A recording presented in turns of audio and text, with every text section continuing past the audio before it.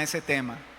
Y quiero que vayamos a la Biblia, a Deuteronomio capítulo 12, las indicaciones que Dios le da a su pueblo antes de entrar a poseer la tierra prometida.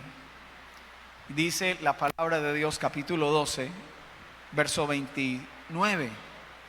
Cuando Jehová tu Dios haya destruido delante de ti las naciones a donde tú vas para poseerlas, y las heredes y habites en su tierra, guárdate que no tropieces yendo en pos de ellas, después que sean destruidas delante de ti. No preguntes acerca de sus dioses diciendo: de la manera que servían aquellas naciones a sus dioses, yo también les serviré. No harás así a Jehová tu Dios, porque toda cosa abominable que Jehová aborrece hicieron ellos a sus dioses, pues aún a sus hijos y a sus hijas, ¿qué hicieron? Quemaban en el fuego a sus dioses. Cuidarás de hacer todo lo que yo te mando, no añadirás a ello, ni de ello quitarás. Bueno, Dios le ha dado una advertencia aquí a su pueblo y les dice: como ustedes van a entrar a poseer y a conquistar una nueva tierra, ustedes van a tener la tentación de querer adorar de la manera que esas naciones adoraban a sus dioses. Y aunque parezca fuera del sentido común, una de las maneras como en estas naciones adoraban a sus dioses era quemando a sus hijos en el fuego. Los ponían en los brazos de uno de sus dioses, el metal caliente, y ponían a sus bebés allí encima mientras cantaban y hacían bulla para sus dioses, para no escuchar el llanto, el gemido de esos bebés que estaban allí siendo sacrificados a sus ídolos. Y entonces Dios le dice: ni siquiera van a preguntar por esos dioses. ¿Sí? Dios, que conoce el corazón del ser humano, Dios dice: ni siquiera van a preguntar, sino que van a adorar a mi manera. No van a añadir ni a quitar nada. Es por eso que desde el miércoles empecé esta palabra titulada adoración a la manera de Dios. Mire a alguien que está cerca, dígale: Dios quiere que le adoremos. Dígale: no a nuestra manera, sino a su manera. Y desde el domingo pasado vimos lo que implica la adoración. La adoración en la Biblia tiene varias connotaciones. O sea, Dios nos dice cómo es que quiere que le adoremos. Una connotación de adoración, que lo vimos el domingo pasado, es que adoración es trabajo. El trabajo que usted realiza, si usted lo hace para Dios, sirviéndole a la gente, delante de Dios, eso es adoración. Amén. Piense en su labor. Quizá usted dice: pastor, yo todavía no trabajo, yo estudio. Bueno, piense que cuando usted estudia, querido estudiante, usted se está preparando como si usted le fuera, como si no, es que usted le va a servir a Dios después con ese conocimiento, al servirle a otros. No sé si me hago entender. Usted es recepcionista, entonces esa labor que usted hace como recepcionista, si usted lo hace como para Dios y no para ser visto de los hombres, delante de Dios, eso es adoración. Usted trabaja en la obra civil. Si eso que usted hace, usted lo hace como para Dios, delante de Dios, eso es adoración. Trabajo hecho como para Dios es adoración. Pastor, pero es que hay clientes que son complicados y me sacan la piedra y yo les meto perdón, pastor. Sí, entonces usted no está adorando a Dios, porque quizás pueden haber clientes que sean difíciles de atender, pero si usted lo que está haciendo lo hace para Dios, usted no se va a meter con el cliente. Es adoración delante de él. ¿Aló? Pero es que no me pagan lo suficiente que yo merezco ser pagado. No importa, hágalo como para Dios, o si no, renuncie, o mire qué medidas puede tomar. pero adoración es trabajo, trabajo es adoración.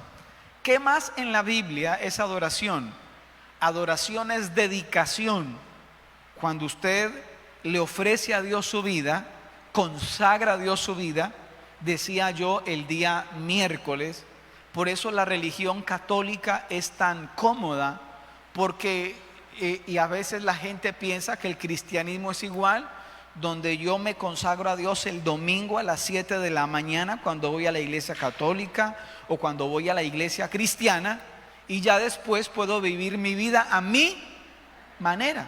Usted aquí no creo que usted diría una vulgaridad en este templo. Uy, no, ¿y cómo va a decir eso acá? Sí, pero en la casa o en el trabajo no. Entonces no he entendido lo que es adoración, que adoración es consagración. ¿No me estoy haciendo entender? ¿Sí? ¿Voy bien? ¿Me estoy haciendo entender, iglesia? Bueno, muy bien. Adoración, dijimos el domingo pasado, también es postración. Cuando yo someto mi voluntad a la voluntad del Padre. Y Jesús nos dio un modelo de eso cuando en el huerto de los olivos le dijo al Padre que no se haga mi voluntad sino la tuya. Y todos los que estamos acá, que queremos agradar al Señor, que tenemos ese deseo de agradar a Dios, sabemos lo que es tener esa lucha interior entre hacer lo que yo quiero o hacer lo que Dios quiere. ¿Hemos vivido esa lucha? Ok. Y cuando usted decide hacer lo que Dios quiere por encima de lo que usted quiere, entonces eso delante de Dios es adoración. ¿Es fácil? No, porque nosotros como seres humanos siempre queremos salirnos con la nuestra. Pero delante de Dios, cuando yo someto mi voluntad a la voluntad de Él, eso es adoración. Es por esa la razón que hay tan escasos adoradores, tan pocos adoradores, porque no todo el mundo está dispuesto a ceder su voluntad a Dios para decirle, como dijo Jesús, que no se haga mi voluntad sino la tuya. ¿Me estoy haciendo entender? Muy bien. Y el miércoles pasado hablamos que la manera de adorar a Dios, o más bien que tenemos que adorar a Dios en la manera que Él nos ha diseñado en su palabra. Entonces dijimos el día miércoles que hay gente, por ejemplo, que quiere adorar a Dios sin estar sujeta a una autoridad. Y yo lo puse así, en la diapositiva lo puse como adoración sin sujeción. Y hablábamos de un par de hermanos llamados Nadab y Abiú, que tenían un jefe que era Aarón, el sumo sacerdote. Y estos que eran ayudantes de Aarón un día decidieron tener una iniciativa. Y la iniciativa fue de ofrecer incienso delante de Dios. Y Dios percibió ese sacrificio o esa ofrenda, la percibió como un fuego extraño y cayeron muertos de ipsofacto. ¿Por qué? Porque ese fuego extraño no era que habían puesto un incienso que compraron en un remate. No. Era el mismo incienso que utilizaban siempre, pero la cuestión es que esa iniciativa debió haber partido de Aarón. Y en el capítulo 8 de Levítico se lee en varias ocasiones Aarón y sus hijos, Aarón y sus hijos, Aarón y sus hijos. Pero en esta ocasión a estos dos hermanos, muchachos, les pareció, pues no está mal tomar esta iniciativa, y ahí quedaron. Entonces, ojo acá. No podemos esperar que Dios reciba nuestra adoración cuando nosotros no hemos aprendido a sujetarnos a Dios, sujetándonos a nuestras autoridades. ¿Es fácil sujetarse? No. Entonces, usted no puede pretender adorar a Dios y que Dios reciba su adoración si usted, querido hijo, no ha aprendido a sujetarse a sus padres. O sea, como que usted y yo venimos acá a cantar, Señor, y Dios dice, pues como que no le escucho. Primero vaya y sujétese a sus papás. O si usted, querida mujer, esposa, tiene la costumbre de irrespetar a su esposo y quiere adorar a Dios a la vez, No, es imposible. O usted, querido hombre, quiere adorar a Dios, pero usted no se sujeta a Cristo. Es muy difícil. O a las autoridades que tenemos eclesialmente, o las autoridades que tenemos en el trabajo. En fin, no es fácil. Pero adoración sin sujeción es un gran peligro. Otra que vimos el miércoles: adoración sin docilidad. La Biblia habla de un rey llamado Saúl que quiso adorar a Dios a su manera y le costó el trono, porque Saúl era terco, obstinado. ¿Cuántos hemos sido tercos alguna vez? Muchacho, no salgas, le grita a mamá, pero uno como el marrano, ¿sí? Para adentro, para adentro, ¿sí? Y Dios no, para adentro no, para afuera. O al contrario, ¿sí? Y Saúl era obstinado, tanto que un día el profeta Samuel lo confronta y le dice: hermano, entienda algo, que a Dios le complace más la obediencia que los sacrificios. Porque como pecado de adivinación es la rebeldía, y como ídolos, idolatría, la obstinación. O sea, Saúl era un rey que él era el que tenía la última palabra. Dios le decía a Saúl: hay que hacerlo así, y Saúl decía: no, pero podemos hacerle también esto. Obstinado, terco.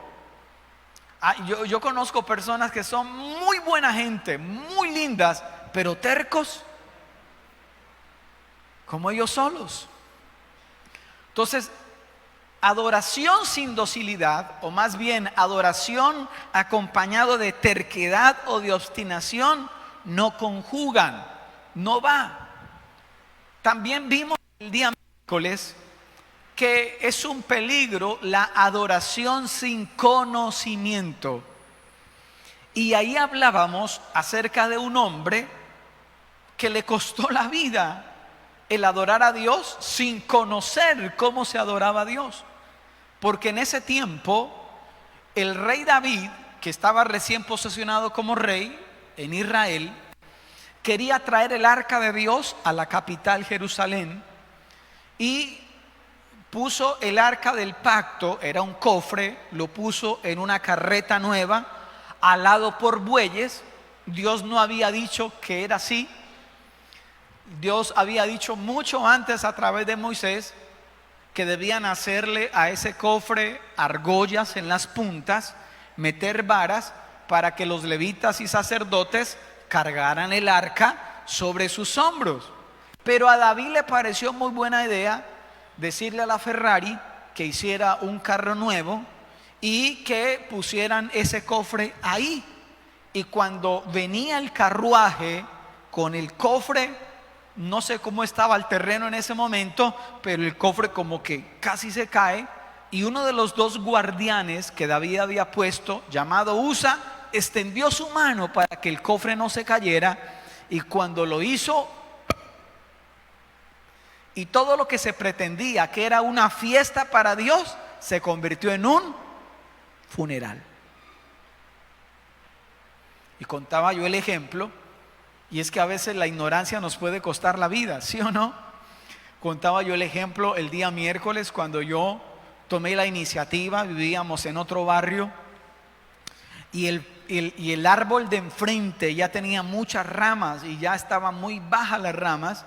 Yo saqué mi machete, mi espada, me subí al árbol, vi que una rama que las que iba a cortar estaba tocando una cuerda de energía, pero yo dije: estoy muy lejos de la cuerda de energía, no hay problema. Y cuando envío el machetazo para cortar la rama, lo único que yo sé es que vi como cuando uno le toman una foto con flash, ¿sí?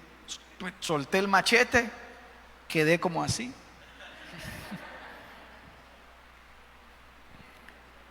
Y me acordé después de la frase que dice: no hay nada más peligroso que un ignorante con iniciativa.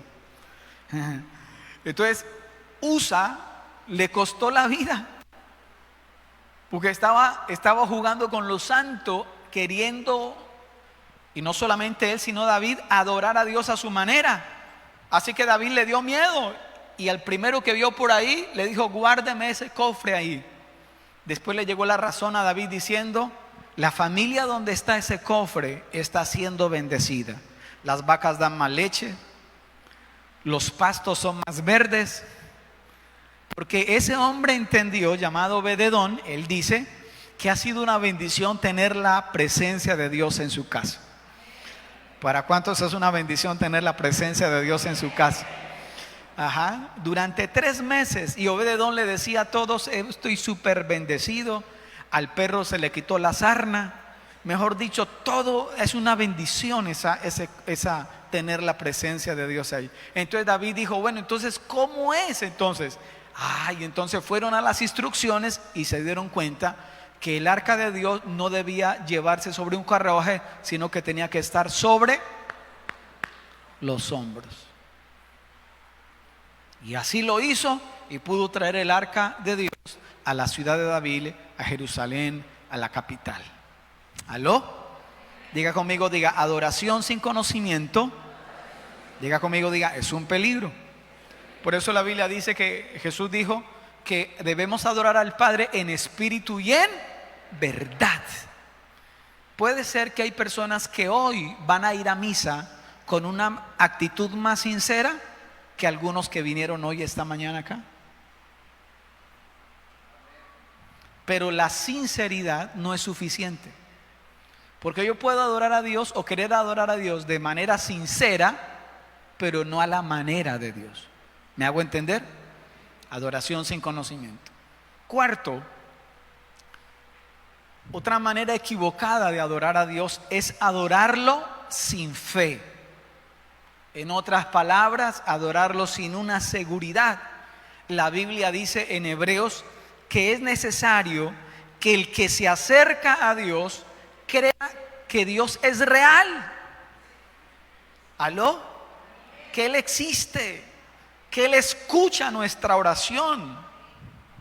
La Biblia habla, escucha acá, después de que David muere, le sucede en el trono su hijo Salomón.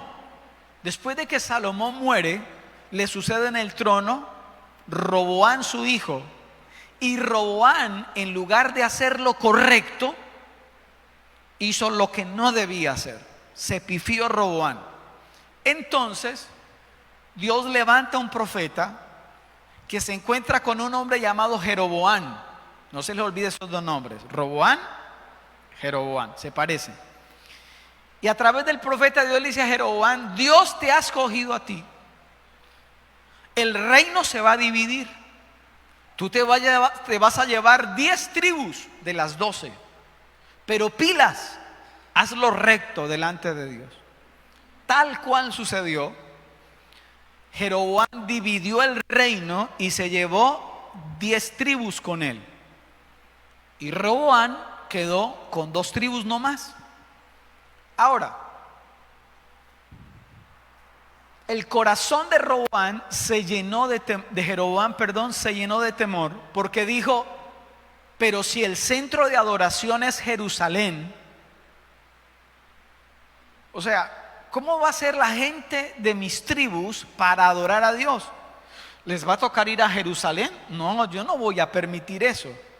Entonces a este tipo se le ocurre lo siguiente. Primer libro de Reyes, capítulo 12, el versículo número 26. Dice la palabra de Dios. Primer libro de Reyes 12, el verso 26. No sé si está ahí. Bueno, el tipo lo que hace es levantar 2 becerros de oro, uno en una frontera y el otro en otra frontera. Y el mismo día que en Jerusalén se celebraba fiesta, mire, dice: y dijo Jeroboam en su corazón: ahora se volverá el reino a la casa de David.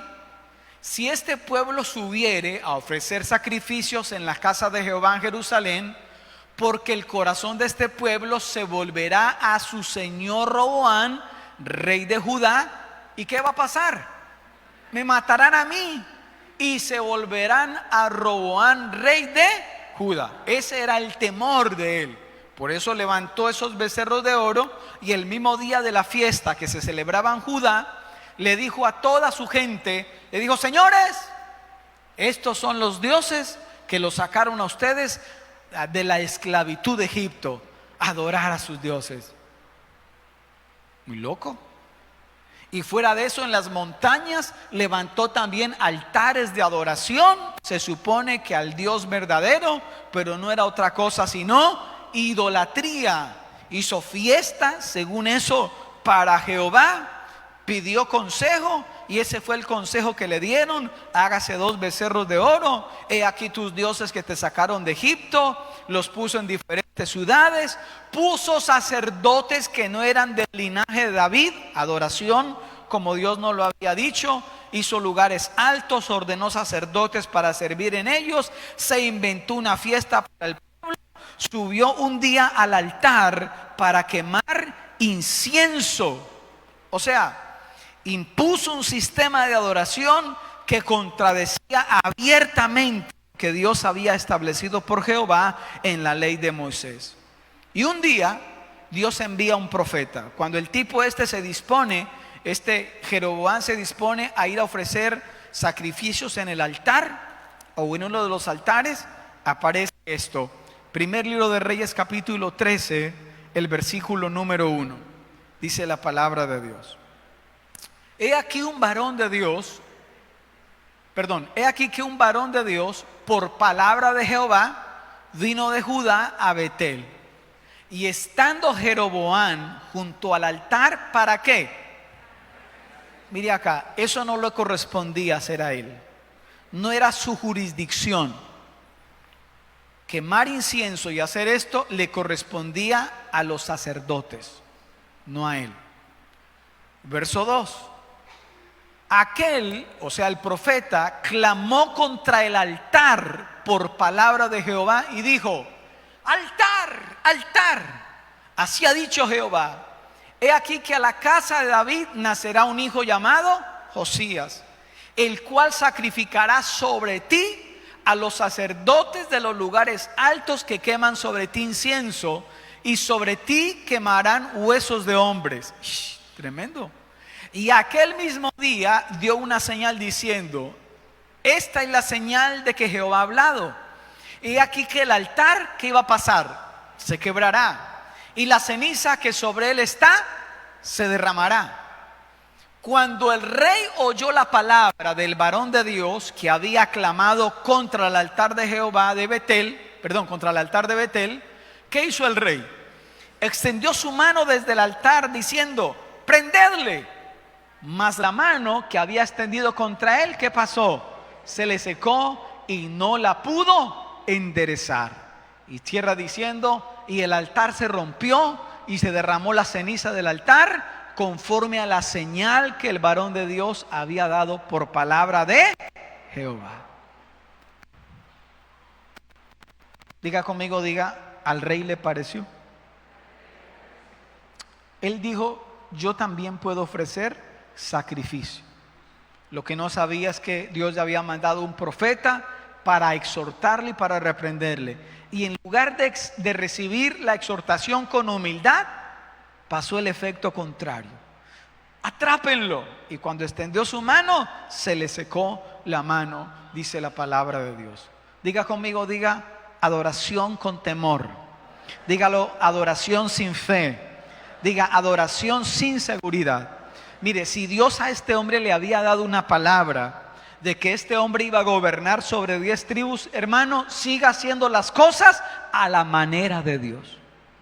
Hola. Adoración sin fe es un peligro. Y por último, adoración sin humildad.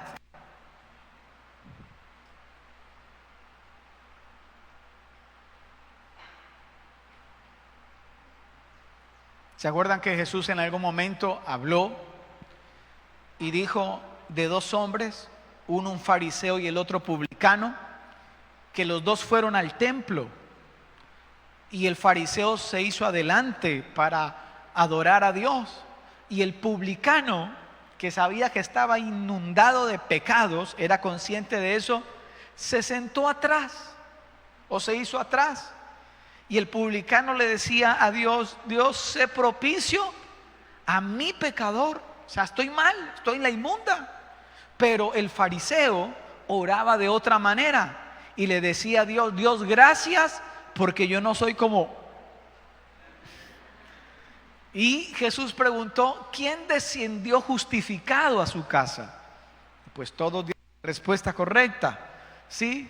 Y cuando en nuestro corazón hay petulancia, arrogancia, altivez y pretendemos adorar a Dios, es una adoración que Dios no va a recibir. Los que tenemos vehículo acá, bicicleta, el carro o la moto, ¿cada cuánto calibra usted el vehículo? A veces puede pasar que estamos andando con los neumáticos bajitos, casi el rin tocando el piso, porque no hemos calibrado, se desalinea el carro, en fin.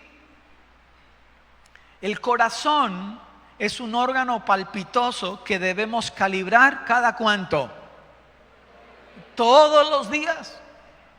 El salmista David le dice a Dios: Señor, líbrame aún de los pecados que me son ocultos, aquellos que yo no puedo ver.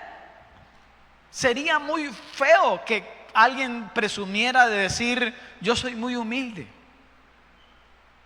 Eso no nos luce a nosotros, ¿sí? O alguna vez usted lo ha dicho: no, es que yo soy muy humilde. No, no, nadie me gana en humildad a mí. Es más, de mi familia yo soy el más humilde. No, ya usted lo dice y ya le suena feo. Al único que le suena bonito decir eso fue a Jesús, que dijo: aprendan de mí que soy manso y humilde de corazón.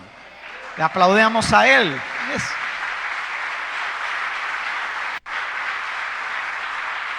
Así que si a lo mejor nos preguntan: ¿usted es una persona humilde?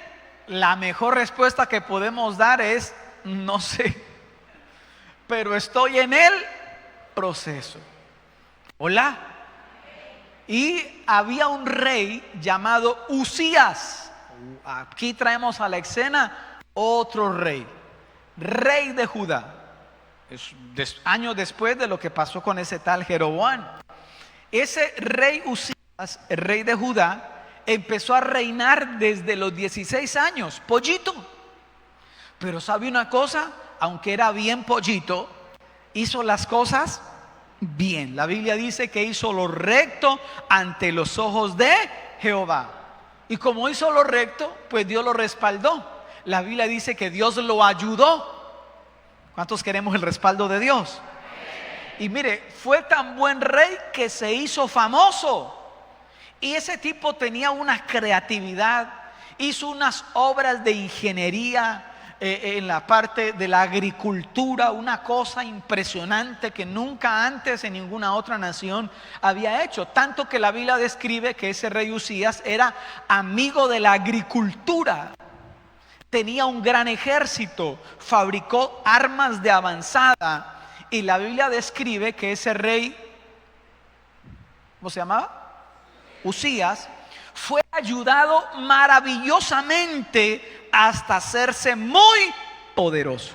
No era un rey poderoso, era un rey muy poderoso. Pero parece que llegó el tiempo donde a lo mejor dejó de buscar a Dios, de consultar a Dios, de adorar a Dios. Se le olvidó calibrar el corazón. Y mire lo que sucede. Segundo libro de Crónicas, capítulo 26, el versículo número 16. Mas cuando ya era fuerte, su corazón, ¿qué pasó? Se enalteció para su ruina, porque se rebeló contra Jehová su Dios. ¿Qué hizo el tipo? Entrando en el templo de Jehová, ¿para qué? Para quemar incienso en el altar del incienso. Vuelve y juega. Que alguien le diga a algún rey que no se meta en lo que no es su jurisdicción. Y entró tras él el sacerdote Azarías, y con él 80 sacerdotes de Jehová, varones como valientes. Verso 18. Y se pusieron contra el rey Usías, se pararon y le dijeron: no te corresponde a ti, oh Usías, el quemar incienso a Jehová, sino a los sacerdotes hijos de Aarón, que son consagrados para quemarlo. Sal del santuario, porque has prevaricado, y no te será para gloria delante de Jehová Dios. Verso siguiente. Entonces Usías, teniendo en la mano un incensario para ofrecer incienso, se llenó ¿de qué? De ira. Y en su ira contra los sacerdotes, ¿qué le pasó? La lepra le brotó en la frente delante de los sacerdotes en la casa de Jehová, junto al altar del incienso. Sigue diciendo: y le miró el sumo sacerdote Azarías y todos los sacerdotes, y aquí la lepra estaba en su frente, y le hicieron salir apresuradamente de aquel lugar, y él también se dio prisa a salir, porque ¿quién lo hirió? Jehová lo había herido. Verso 21. Así el rey Usías fue leproso ¿hasta cuándo? Y habitó leproso en una casa apartada, por lo cual fue excluido de la casa de Jehová. Y Jotán su hijo tuvo cargo del palacio real, gobernando al pueblo de la tierra. Diga conmigo: adoración sin humildad. Porque aquí habla que el corazón de Usías se enalteció. Perdóneme, yo le pregunto, metiéndome con ustedes en el mismo bote, ¿cómo está nuestro corazón de humildad? De cuando en cuando a Dios le place hacernos un examen de humildad, ¿cierto que sí? Le pregunto yo a usted, ¿cuándo fue la última vez que Dios le hizo ese examen de humildad? Pudo haber sido hoy mismo, aquí en el culto, que el diácono le dijo a usted: por favor, entre, o por favor, siéntese acá. No, yo ¿cómo vamos a sentar aquí? Yo siempre me siento acá, esta es mi silla. Y ese examen de humildad ya lo perdió. ¿Hola? Puede ser que al salir de su casa, ¿sí?, junto con su familia para el culto, alguien dijo algo que le hirió el corazón, pero usted dijo: no voy a decir nada, voy a guardar silencio. Y el cielo dijo, los ángeles le dijeron a Dios: pasó el examen de hoy, pasó el examen de humildad. ¿Aló?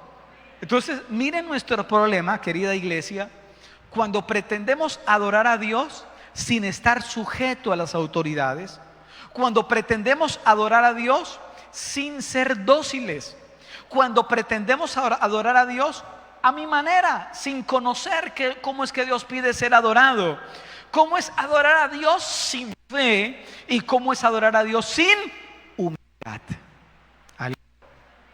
Adorar a Dios.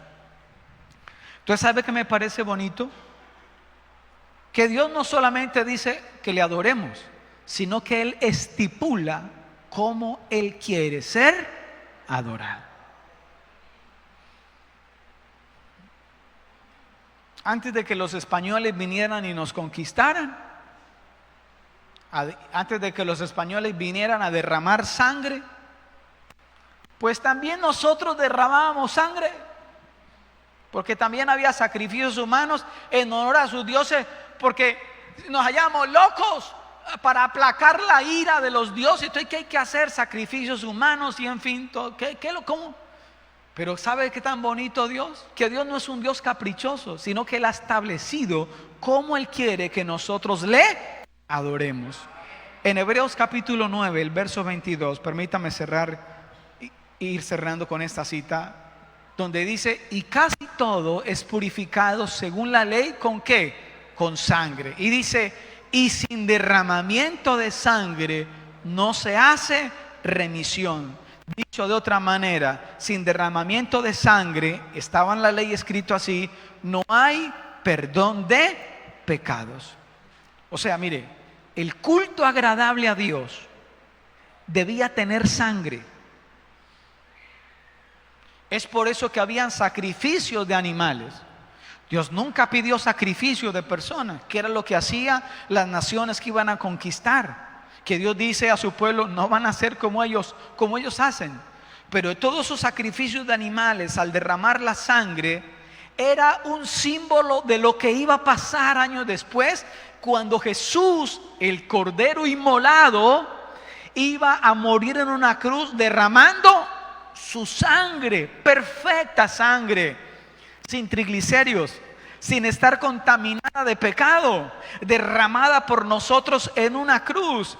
Y ese sacrificio de Jesús en la cruz del Calvario por nosotros para perdón de pecados delante del Padre fue aceptado. ¿Aló? Dicho de otra manera, porque sin derramamiento de sangre en el lugar y bajo las formas prescritas por Dios no hay perdón. Es por eso que nosotros ahora podemos acercarnos confiadamente ante el trono de la gracia, donde para pedir perdón a Dios no tenemos que ponernos maicitos en las rodillas o subir a Monserrate de rodilla, porque el sacrificio lo pagó Jesús, y nos acercamos al Padre gracias a nuestra fe en que la sangre de Cristo nos lava y nos limpia de todo pecado.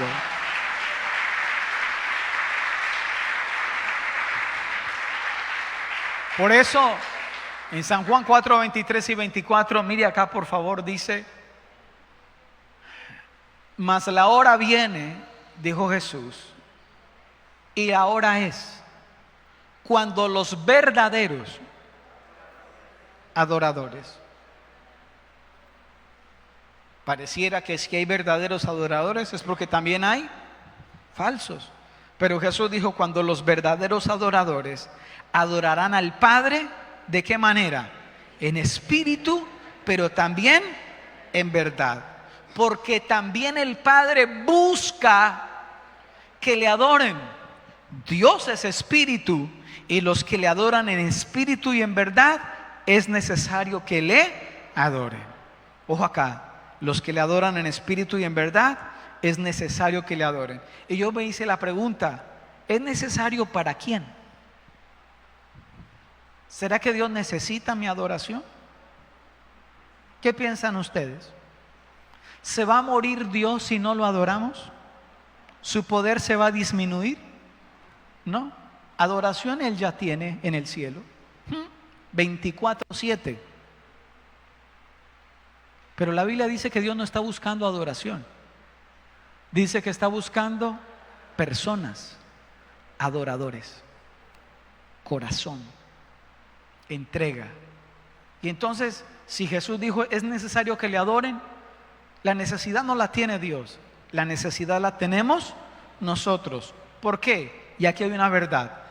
Por favor, dígala conmigo, diga: nos convertimos en aquello que adoramos.